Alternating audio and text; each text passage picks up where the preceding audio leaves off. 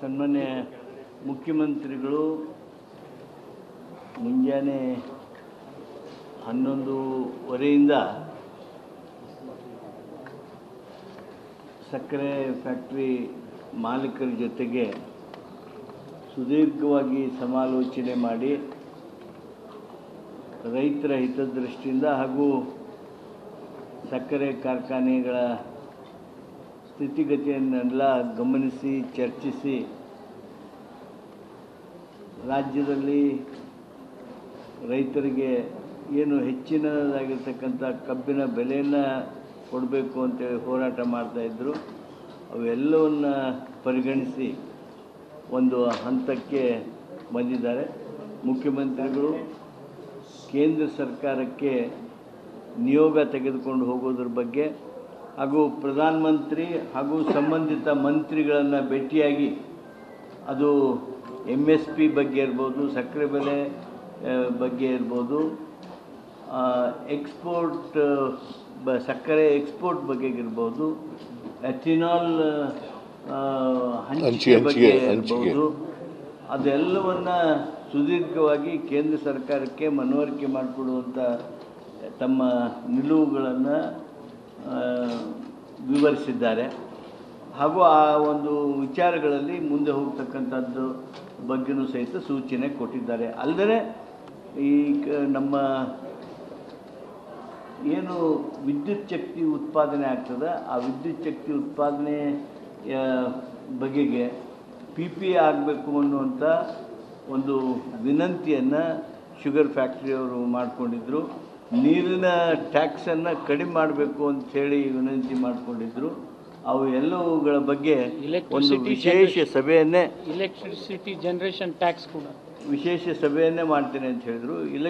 Electricity generation tax ಜಾಸ್ತಿ ಆಗಿದೆ, ಅದನ್ನು ಕಡಿಮೆ ಮಾಡಬೇಕು ಅಂತ ಹೇಳಿದರು. ಆ ವಿಷಯವನ್ನು ಇಟ್ಕೊಂಡು ಒಂದು ವಿಶೇಷ ಸಭೆಯನ್ನು ಕರಿತೇನೆ ಅಂತೇಳಿ ಹೇಳೋದರ ಜೊತೆಗೆ ಪ್ರಮುಖವಾಗಿ ಏನು ಎಷ್ಟು ಬೆಲೆ ಇರಬೇಕು, ರೈತರಿಗೆ ಏನು ಮಾಡ್ತೀವಿ ಅನ್ನೋದ್ರ ಬಗ್ಗೆಯೂ ಸಹಿತ ಸ್ಪಷ್ಟ ನಿಲುವನ್ನು ನೀಡಿದ್ದಾರೆ. ರೈತರ ಹಿತದೃಷ್ಟಿಯಿಂದ ಏನು ಮಾನ್ಯ ಮುಖ್ಯಮಂತ್ರಿಗಳು ಮೊನ್ನೆಯಿಂದ ವಿಶೇಷವಾದ ಸಂದೇಶಗಳನ್ನು ಕಳಿಸಿದ್ದರು, ಆ ಸಂದೇಶಗಳ ಹಿನ್ನೆಲೆಯಲ್ಲಿ ಇವತ್ತು ಸಭೆಯನ್ನು ಮಾಡಿದ್ದಾರೆ. ಬಹುತೇಕ ಎಲ್ಲ ಶುಗರ್ ಫ್ಯಾಕ್ಟ್ರಿಯವರು ಒಪ್ಕೊಂಡಿದ್ದಾರೆ. ಸನ್ಮಾನ್ಯ ಬೆಳಗಾಂ ಜಿಲ್ಲಾ ಉಸ್ತುವಾರಿ ಸಚಿವರಾಗಿರ್ತಕ್ಕಂಥ ಮಾನ್ಯ ಸತೀಶ್ ಜಾರಕಿಹೊಳಿ ಅವರು ಸಹಿತ ಸಕ್ಕರೆ ಕಾರ್ಖಾನೆಯವರಿಗೆ 3200 ರೂಪಾಯಿಗೆ ಒಪ್ಪಿದ್ವಿ. ಈಗ ರಾಜ್ಯ ಸರ್ಕಾರ ಅದನ್ನು ಸ್ವಲ್ಪ ಜಾಸ್ತಿ ಮಾಡೋದಕ್ಕೆ ಏನು ಸೂಚನೆ ಕೊಟ್ಟಿದೆ, ಸಲಹೆ ಮಾಡಿದೆ, ಮುಖ್ಯಮಂತ್ರಿಗಳು ರೈತರ ಹಿತದೃಷ್ಟಿಯಿಂದ ಏನು ವಿನಂತಿ ಮಾಡಿಕೊಂಡಿದ್ದಾರೆ ಅದ್ರ ಬಗ್ಗೆ ಅವರ ಅಭಿಪ್ರಾಯವನ್ನು ನೀಡಿ ಅವ್ರನ್ನ ಒಪ್ಪಿಸುವಂಥ ಪ್ರಯತ್ನವನ್ನು ಮಾಡಿದ್ದಾರೆ. ಲಕ್ಷ್ಮೀ ಹೆಬ್ಬಾಳ್ಕರ್ ಅವರು ಬೆಳಗಾಂ ಜಿಲ್ಲೆಯವರು, ಅವರು ಸಹಿತ ತಮ್ಮ ವಿನಂತಿ ಮಾಡಿದ್ದಾರೆ. ನಮ್ಮ ಸಕ್ಕರೆ ಸಚಿವರಾಗಿರ್ತಕ್ಕಂಥ ಶಿವಾನಂದ ಪಾಟೀಲರು ನಿನ್ನೆ ರೈತರ ಹತ್ರ ಹೋಗಿ ಮಾತನಾಡಿಕೊಂಡು ಅಲ್ಲಿರ್ತಕ್ಕಂಥ ಸನ್ನಿವೇಶವನ್ನು ತಿಳ್ಕೊಂಡು ಇವತ್ತು ಮಾನ್ಯ ಮುಖ್ಯಮಂತ್ರಿಗಳನ್ನು ಭೇಟಿಯಾಗಿ ಅಲ್ಲದೆ ಸಾಕಷ್ಟು ವಿವರವನ್ನು ಚರ್ಚೆ ಮಾಡಿ ಇವತ್ತಿನ ಸಭೆ ಅತ್ಯಂತ ಸಮಾಧಾನದ ವಾತಾವರಣದಲ್ಲಿ ನಡೆಸೋದಕ್ಕೆ ಕಾರಣೀಕರ್ತರಾಗಿದ್ದಾರೆ. ಈಗ ಸನ್ಮಾನ್ಯ ಮುಖ್ಯಮಂತ್ರಿಗಳು DK ಶಿವಕುಮಾರ್ ಅವರು ಸನ್ಮಾನ್ಯ ಉಪಮುಖ್ಯಮಂತ್ರಿಗಳಾದ DK ಶಿವಕುಮಾರ್ ಅವರು ಬಂದಿದ್ದರು. ರಾಜ್ಯಸಭೆಯ ಸದಸ್ಯರಾದ ಕಡಾಡಿಯವರು ಸಹಿತ ಭಾಳಷ್ಟು ಸಹಕಾರ ಮಾಡಿದರು.